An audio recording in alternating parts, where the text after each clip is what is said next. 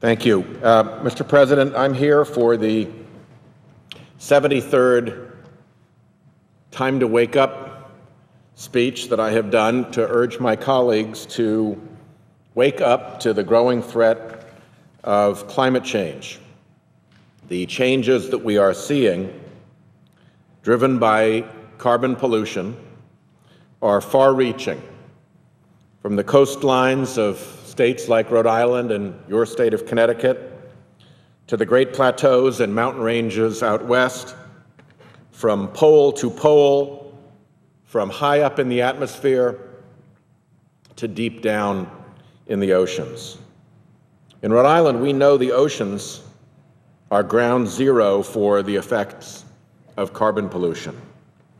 Since the Industrial Revolution, the oceans have been absorbing our carbon dioxide emissions, roughly of a quarter of the total excess emissions, which, by the laws of chemistry, has caused rapid changes in ocean acidity, the pH level of the oceans, changes not seen for a long time. And when I say a long time, I mean at least 25 to 50 million years, potentially as much as 300 million years. To put 300 million years into perspective, we, Homo sapiens, the human species, has been on the Earth for about 200,000 years. So 300 million years goes way back into geologic time, back before the dinosaurs. So a change that's unprecedented in that much time is something we should pay attention to. Recently, 4 Republican former EPA administrators testified before my Environment and Public Works Subcommittee on the dire need for congressional action to curb this carbon pollution that is causing these effects in our oceans. Here's how the EPA's very first administrator, William Ruckelshaus, put it. He said, "Since the ocean absorbs 25 to 30% of the carbon from stationary or mobile sources, we thought the ocean was our friend. It was keeping significant amounts of carbon from the atmosphere. But our friend," he said, "is paying a penalty. As carbon dissolves in water, it makes the water more acidic. Fundamental chemical proposition. And that can upset the delicate balance of ocean life." Again, that's just basic physics and chemistry. Ronald Reagan's EPA chief, Lee Thomas. Ronald Reagan's EPA chief warned us that thanks to the profuse carbon pollution we've emitted, oceans are now acidifying at a rate 50 times greater than known historical change. 50 times. Of course, my colleagues in the minority did not seem inclined to listen to their fellow Republicans. Instead, they took a page out of the polluters' playbook, and as usual, their routine was to call into question widely accepted science. Well, I recently visited communities around the country. I'll mention my trip recently along the southeast coast, the Atlantic coast, where researchers, elected officials, and business and homeowners, they're seeing the effects of climate change firsthand. It doesn't matter what somebody thinks on the Senate floor, they are seeing it firsthand. They know better than what the polluting special interests are trying to sell. Indeed, just recently, the United States Conference of Mayors unanimously adopted a resolution calling for natural solutions to fight the effects of climate change, to, quote, protect fresh water supplies, defend the nation's coastlines, maintain a healthy tree and green space cover, and protect air quality, end quote. Unanimously by the U.S. Conference of Mayors, a bipartisan organization. So there are a lot of people who know better than the nonsense that the polluting special interests are trying to sell. I flew out during this trip to where sea level rise is gnawing away at the Outer Banks. When you fly over the North Carolina coast, you see a lot of investment along the shoreline. You see houses, big houses, nice houses. You see hotels, you see restaurants, you see roads and infrastructure. You see an entire seafront economy. I met down there with the North Carolina Coastal Federation at their Coastal Education Center in Wilmington. This is a bipartisan group. It is joined together in concern over the exposure of their coastal communities, their homes, to rising seas. What would my colleagues here in the Senate tell this bipartisan group in North Carolina about climate change? What would they tell the United States Conference of Mayors, a bipartisan group, about climate change? Don't worry, it's not real. Run along now, don't concern yourself. Good luck with that. People know better. King Canute couldn't decree that the tide not come in. And Republicans in Congress can't legislate away the changes that we are seeing in our oceans. When I was down in Florida, fishermen there told me about the northward migration of species that they're used to catching in Florida. Species like redfish and snook moving north because of warming ocean temperatures. Fishermen in South Carolina told me that snook are now being caught off the coast of Charleston. And I've heard that redfish are being caught as far north as Cape Cod. And I believe that because Rhode Islanders are catching tarpon and grouper off the shore of Rhode Island. I've had Rhode Island fishermen tell me that they're catching fish that their fathers and grandfathers never saw come up in their nets. As one Rhode Island fisherman told me, Sheldon, it's getting weird out there. It's not just Rhode Island. The Maine legislature just established a bipartisan commission to study and address the harm from ocean acidification to ecosystems and to their shell fisheries. Again, bipartisan. Once you leave this building, people are taking bipartisan action. It's only here that the polluters hold such sway.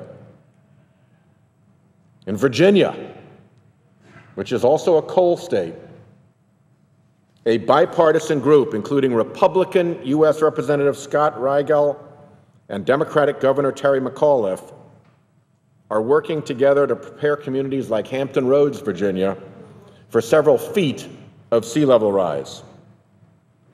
A state commission that was first assembled under the administration of our Virginia colleague Tim Kaine, back when he was governor, has reconvened to address the threat of climate change and the ocean. These Virginia leaders are not wasting time quarreling and denying about basic science. They're working to protect commerce and homeowners in their communities threatened as the seas continue to rise. While our Republican colleagues in Congress try their best to ignore the problem of carbon pollution, there are very serious conversations going on outside these walls. For example, former George W. Bush Treasury Secretary Hank Paulson invoked ocean warming and sea level rise in a recent editorial he wrote calling for a fee on carbon pollution. Here's the cover of this week's Newsweek.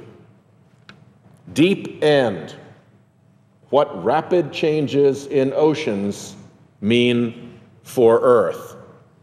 This wouldn't be the first one.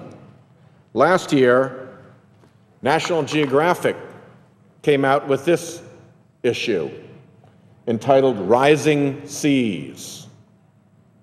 Now, perhaps my colleagues on the other side who pretend that climate change is just a hoax will agree that Newsweek is part of the hoax, National Geographic is part of the hoax, U.S. Conference of Catholic Bishops is part of the hoax, the U.S. Navy is part of the hoax. We are bedeviled in this chamber by preposterous ideas. What the Newsweek cover article highlights is the unprecedented effects of pumping all that excess carbon into our oceans, ranging from coral bleaching to dissolving larval shellfish to the disappearance of entire species. Bloomberg View just published a recent editorial titled, "Climate Change Goes Underwater." Mr. President, let me ask unanimous consent. This document is short enough to add it to the record to submit this editorial at the end of my comments as an exhibit. Without objection. This isn't wild speculation. This is good, old-fashioned reporting of things that are happening around us that people see. I've talked before about the humble pteropod. So let's talk a little bit about the pteropod, a tiny type of snail which is about the size of a pea. It's known sometimes as the sea butterfly because its snail foot has adapted into two little butterfly-like wings which propel it around in the ocean. These images show what can happen to the pteropod shell when the creature's underwater environment becomes more acidic and therefore lacks the compounds that are necessary for this little creature to make its delicate shell. It is not good for the pteropod. There's the pteropod in action with the little butterfly wings that help it to swim. Here's a clean shell from proper water. And here's a dissolving shell from exposure to acidified ocean water. This, obviously, is not good for the pteropod. And recent research, which was led by NOAA scientists, have found that ocean acidification off our west coast, in what's called the California current ecosystem, is hitting the pteropod especially hard. Let me take a minute and read from the publication of this report in the Proceedings of the Royal Society, a respected scientific publication. The release of carbon dioxide into the atmosphere from fossil fuel burning, cement production, and deforestation processes has resulted in atmospheric CO2 concentrations that have increased about 40% since the beginning of the industrial era. Now, the measure of that, we've always had atmospheric carbon concentrations between about 170 and 300 parts per million. We have broken 400. April was the first month when we were consistently, on average, above 400 parts per million. When you think that that 170 to 300 parts per million range has lasted for thousands of years, for millennia, for longer than our species has been on the planet, the fact that we're suddenly outside of that range is a signal that ought to call our attention. And that's what they're referring to. I'll continue. The oceans have taken up approximately 28% of the total amount of CO2 produced by human activities over this time frame, causing a variety of chemical changes known as ocean acidification. The rapid change in ocean chemistry is faster than at any time over the past 50 million years. They go on to say, towards the end of the report, that one of the choke point areas, what they call the first bottleneck would primarily affect veligers and larvae, which are early stages of the shell before its shell is hardened. The larvae is when it's little, and the villager is when it has kind of a shroud around it, but not yet a shell that helps it to move and to consume food. So the first bottleneck would primarily affect veligers and larvae, life stages where complete shell dissolution in the larvae can occur within 2 weeks upon exposure to undersaturation. They also note that significant increases in vertical and spatial extent of conditions that favor pteropod shell dissolution are expected to make this habitat potentially unsuitable for pteropods. So if California current ecosystem habitat becomes unsuitable for pteropods, we have a little problem on our hands, because pteropods are food for important fish like salmon, like mackerel, like herring. Pteropods are the base of the food chain. No pteropods means crashed salmon fisheries, crashed mackerel fisheries, crashed herring fisheries, crashes throughout polar and subpolar fisheries. Dr. William Peterson is an oceanographer at NOAA's Northwest Fisheries Science Center. He's the co-author of the study, and he said, "We did not expect to see pteropods being affected to this extent in our coastal region for several decades. For several decades. These ecosystems, these ocean ecosystems, are crumbling before our eyes. And yet this Congress hides behind denial." In the face of inertia in Congress, in the face of the relentless truculence of the deniers, the Obama administration is trying to do what it can to push responsible policies. Last month, Secretary of State John Kerry held the State Department's Our Ocean Conference, and I attended that conference for 2 days.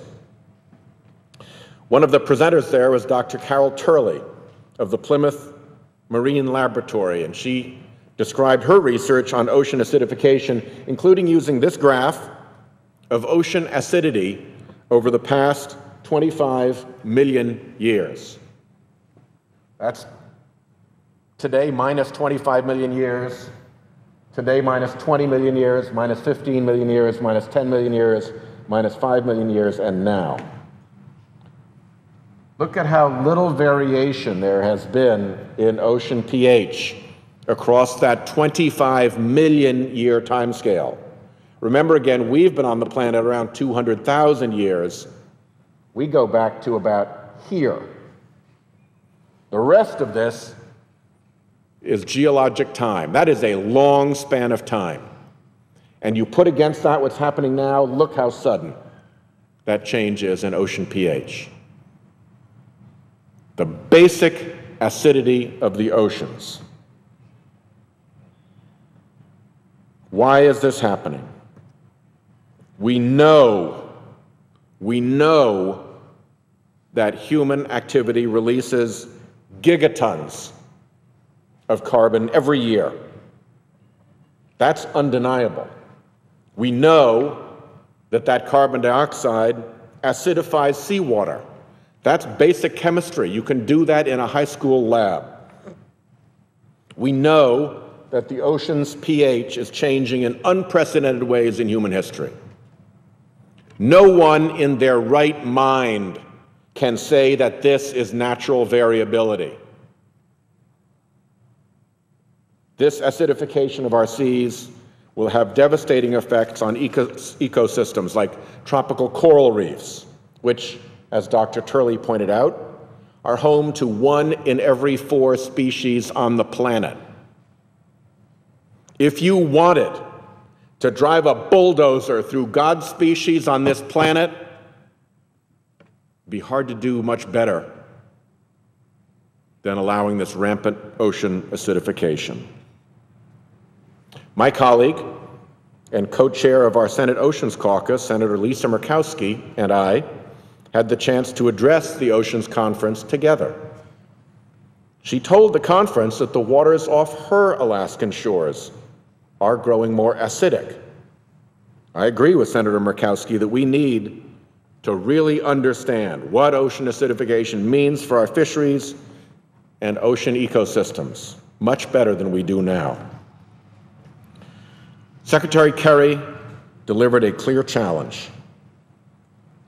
On this planet, with all of its many peoples, we share nothing so completely as we share the oceans. And if we are going to honor our duty to protect the ocean, to honor our duty to future generations, we are going to have to work together. Mr. President, these are painfully clear warnings. The facts speak volumes. The denial propaganda has shown itself to be nonsense, to be a sham, which ought to come as no surprise, because the machinery that produces the climate denial propaganda is the same machinery that denied that tobacco was dangerous, the same machinery that denied that there was an ozone hole, the same machinery that has always fought public health measures for industry and has always been wrong. It's always been wrong because it's not its job to be right. It's its job to protect industry and allow them to continue to pollute and make money. That's its job. So it ought to come as no surprise that the argument that it makes about climate change is nonsense and is a sham. It is time to unshackle ourselves from that machinery. History is going to look back at this, and it will not be a shining moment for us. History will reflect that the polluters are polluting our democracy with their money and their influence just as badly as they're polluting our oceans and our atmosphere with their carbon. We have got to wake up. It will disserve our grandchildren and their grandchildren, and it will disgrace our generation to have allowed this democracy to miss this issue and to fail to act because of the propaganda machinery that has over and over again proven itself to be wrong. Our ocean economies, our ocean heritage, they are all at stake. As Secretary Kerry put it, it is our ocean, and it is our responsibility. Let us please wake up before we have completely disgraced ourselves. Mr. President, I yield the floor.